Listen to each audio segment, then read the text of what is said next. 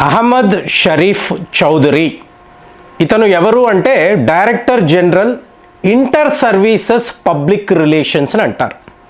ఏ దేశము అంటే పాకిస్తాన్.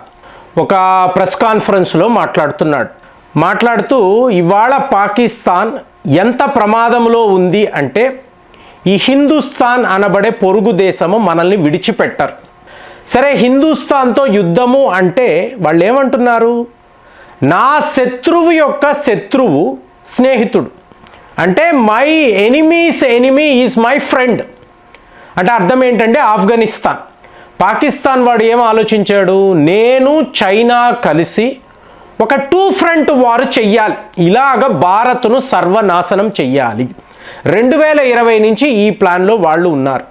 కానీ ఇప్పుడు ఏం జరిగిందంటే పాకిస్తాన్ ఒక 2 ఫ్రంట్ వార్లో ఉంది. అంటే ఒకవైపు భారత్, ఇంకొక వైపు ఆఫ్ఘనిస్తాన్. ఇక ఇంటర్నల్గా ఏం జరుగుతుంది మనం మాట్లాడక్కర్లేదు, ఎన్నో వీడియోస్. లోపల పాకిస్తాన్ లోపల వీళ్ళ జియో పాలిటిక్స్లో ప్రజలు ఏంటి, వాళ్ళ ఆర్మీ ఏమిటి, లోపల ఉండే తీవ్రవాద సంస్థలు ఏమిటి మాట్లాడుతూనే ఉన్నాం కదా. సో ఇప్పుడు ఇతను ఏమంటాడు, పైనుంచి కింద నుంచి లెఫ్ట్ నుంచి రైట్ నుంచి మీరు రండి, మీరు మా మీద దాడులు చెయ్యాలా, రండి, మేము కూడా సిద్ధముగా ఉన్నాము. ఒకవేళ మీకు సరదా అనిపించలేదంటే పైసా తిరిగి ఇస్తాము. అంటే ఏంటి, నేను ఒక సినిమా చూపిస్తాను, ఈ సినిమా ఎంటర్టైనింగ్గా ఉండాలి, ఒకవేళ మీకు ఎంటర్టైన్మెంట్ ఇవ్వలేదు అంటే డబ్బులు తిరిగి ఇస్తాను.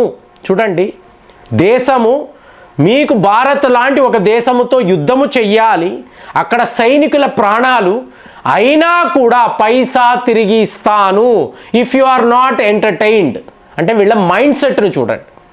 మీకు అమెరికా అధ్యక్షుడు డొనాల్డ్ ట్రంప్ ఎలాగైతే మాట్లాడతాడో, ఎంత ఎటకారంగా మాట్లాడతాడో, మీకు ఈ అహ్మద్ షరీఫ్ చౌదరి కూడా సరిగ్గా సైనికుల ప్రాణాలను ఒక సినిమాతో కంపేర్ చేస్తావా? సో ఇది వీళ్ళ మైండ్ సెట్.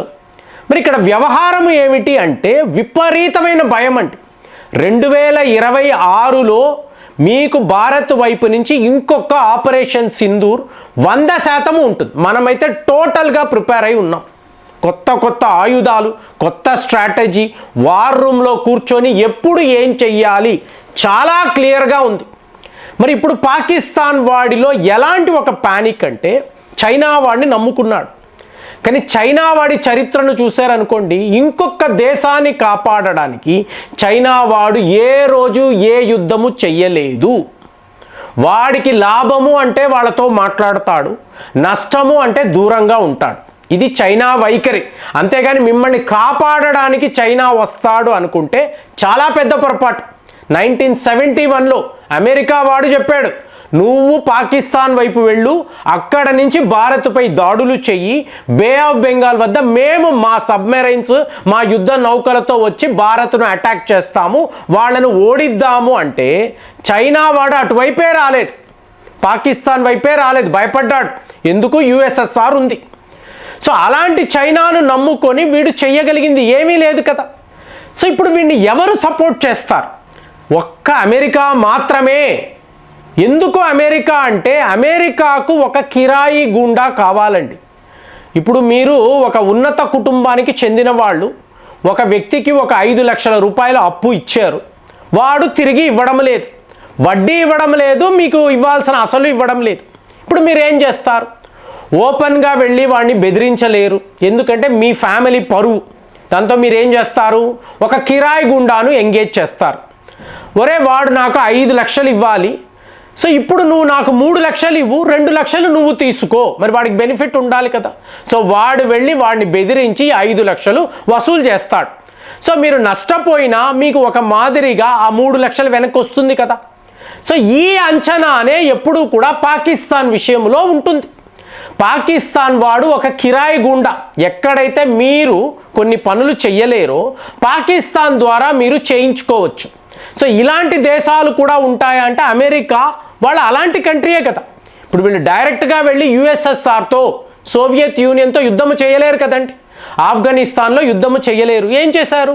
పాకిస్తాన్ అనబడే కిరాయి గుండాను ఎంగేజ్ చేశారు. దానినే మనం తాలిబాన్ అంటాం, అవునా?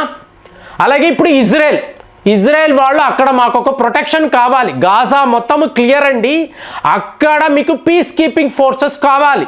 ఎవరు? పాకిస్తానే. హమాస్ వాళ్ళు వచ్చినా కూడా పాకిస్తాన్ సైనికులు హమాస్ తీవ్రవాదులతో యుద్ధం చేయాలండి. అలాంటి ఒక సిట్యువేషన్ అమెరికా వాడు క్రియేట్ చేశాడు. ఎందుకు?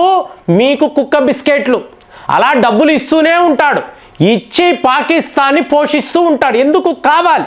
ఇలాంటి తీవ్రవాదులు అమెరికాకు చాలా చాలా అవసరము. కాబట్టే మీకు ఆపరేషన్ సింధూర్ టైంలో చైనా వాడు తన ఆయుధాలంటే ఆల్రెడీ పాకిస్తాన్ వాళ్ళు కొనుక్కున్నారు. మీరు చూసిన JF-17 అనండి, J-10 అనండి, PL-15 ఇవన్నీ పాకిస్తాన్ వాళ్ళు కొనుక్కున్నారు. ఆయుధాల వరకే చైనా వాడు ఇచ్చేడే తప్ప డైరెక్ట్గా భారత్ను ఎదిరించాడా? లేదు కదా, చెయ్యలేదు కదా. అదే అమెరికాను చూశారనుకోండి, F-16 విమానాలు ఉన్నాయి. మళ్ళీ డొనాల్డ్ ట్రంప్ డైరెక్ట్గా మోదీ గారికి ఫోన్ చేసి అయ్యా ఆపేయండి, చాలు, మేజర్ డ్యామేజ్ జరిగిపోయింది, ఆపేయండి అంటే మోదీ గారు ఫోన్ కాలే అటెండ్ అవ్వలేదు, అసలు తీయలేదు. ఫైనల్గా వాళ్ళ సెక్రటరీ ఆఫ్ స్టేట్ జైశంకర్ గారితో మాట్లాడి 4వ రోజు వీళ్ళు యుద్ధాన్ని ఆపారు. దీన్ని పెట్టుకొని ఏం చెప్తాడు? నేనే యుద్ధాన్ని ఆపాను, నాకే నోబెల్ బహుమతి, ఇవన్నీ మాట్లాడతాడు. సో ఫైనల్గా పాకిస్తాన్ని సేవ్ చెయ్యాలి అంటే అమెరికానే రావాలి. మరి అమెరికా డైరెక్ట్గా వస్తుందా? రాదు. ఇక్కడే ఇప్పుడు మీకు ఒక ఆస్కార్ అవార్డు కావాలండి, మీ క్వాలిటీ ఎలా ఉంది, మీరు ఏం చేయాలి అంతా తర్వాత. అక్కడ లాబియింగ్ ఉంటుంది. అమెరికా అంటేనే ఒక లాబియింగ్ కంట్రీ అండి. దీన్నే ఫారిన్ ఏజెంట్స్ రిజిస్ట్రేషన్ యాక్ట్ అంటారు. మొన్న మా మిత్రుడు చెప్పిన విషయం ఇదే. పాకిస్తాన్ దేశంలో వాళ్ళ ప్రజలకు తినడానికి తిండి లేదు, తాగడానికి నీరు లేదు, మీకు ఎలా కష్టపడుతున్నారో ఆ ధరలు చూసారంటే షాకింగ్గా ఉంటుంది.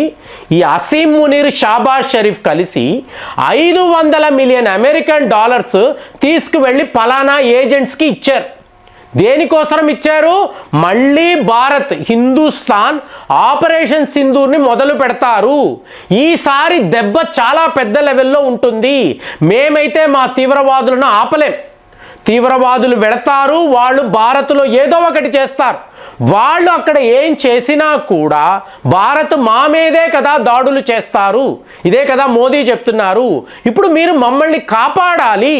ఇది ఒక ఏజెంట్ వైట్ హౌస్లోకి వెళ్ళి డొనాల్డ్ ట్రంప్కి ఇచ్చే వివరణ. సో దీన్నే వాళ్ళు ఫారిన్ ఏజెంట్స్ రిజిస్ట్రేషన్ యాక్ట్ అని అంటారు. సో దీనికి కూడా లాబియింగ్ ఉంటుందండి, డబ్బులు ఇవ్వాలి. సో ఇచ్చి ఇప్పుడు భారత్ను ఎలా ఆపాలి, ఆపరేషన్ సింధూర్ జరగకుండా ఎలా చూడాలంటే నాకు తెలిసి 2026లో ఖచ్చితంగా ఇంకొక ఆపరేషన్ సింధూర్ ఉంటుందండి. ఎందుకు అంటే బంగ్లాదేశ్లో పరిస్థితులు చూడండి, నిన్నటికి నిన్న మాట్లాడిన పాకిస్తాన్లో ఈ తీవ్రవాదుల ఈవెంట్ చూడండి. వీళ్ళు ఏదో ఒక రకంగా జస్ట్ అండి ఈ రెడ్ ఫోర్ట్ వద్ద ఒక కారు పేలింది, ఒక డాక్టర్ పోయాడు. ఒకవేళ వీళ్ళు అనుకున్న 32 బ్లాస్ట్లు, అందులో ఒక 10 బ్లాస్ట్లు జరిగినా ఇవాళ ఆపరేషన్ సింధూర్ అక్కడ ఉండేది. మన దాడులు పాకిస్తాన్ని అస్తవ్యస్తము చేసేది, టోటల్గా దేశానే లేకుండా చేసేది. అది జరగలేదు, రేపు జరుగుతుంది. ఇది పాకిస్తాన్ వాడు ఆలోచిస్తున్నాడు. అందుకే అమెరికా వాడి దగ్గరికి వెళ్ళి అయ్యా బాబు మమ్మల్ని కాపాడు, వాళ్ళైతే విడిచిపెట్టరు. మరి మేకపోతు గాంభీర్యం ఒకటి ఉంటుంది కదా, దాని ప్రకారం అహ్మద్ షరీఫ్ చౌదరి ఏం చెప్తాడు? పదా చూసుకుందాము, మేము కూడా మంచి ఎంటర్టైన్మెంట్ ఇస్తాము. ఒకవేళ మేము ఇవ్వలేకపోయాము అనుకోండి, మీకు డబ్బులు తిరిగి, నీకు ఎవడరా డబ్బులు ఇచ్చింది? అమెరికా వాడు ఇచ్చాడు, అమెరికా వాడికి నువ్వు తిరిగిస్తావా? లేదా ఎదురుగుండా జర్నలిస్టులు కూర్చొని ఉన్నారు, వాళ్ళ దగ్గర ఏమైనా టికెట్లు అమ్మేవా? భారత్ పాకిస్తాన్ యుద్ధము టికెట్లు అమ్మేవా?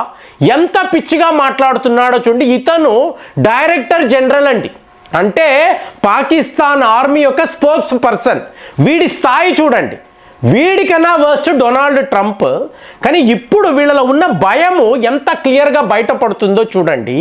అలాంటప్పుడు భారత్ ఎప్పుడు ఏ మూమెంట్లో ఈ ఆపరేషన్ సింధూర్ని స్టార్ట్ చేస్తారు, అప్పుడు పాకిస్తాన్ ఏమైపోతుంది, ఇది వీళ్ళ ఆలోచన. సో దీన్ని వీళ్ళు వేరే రకంగా ప్రపంచానికి చెప్తున్నారు. మరి వీళ్ళ తెలివితేటలను మీరు ఎలా చూస్తున్నారు? కామెంట్స్లో రాయండి. మళ్ళీ వచ్చే వీడియోలో కలుద్దాం. జై హింద్.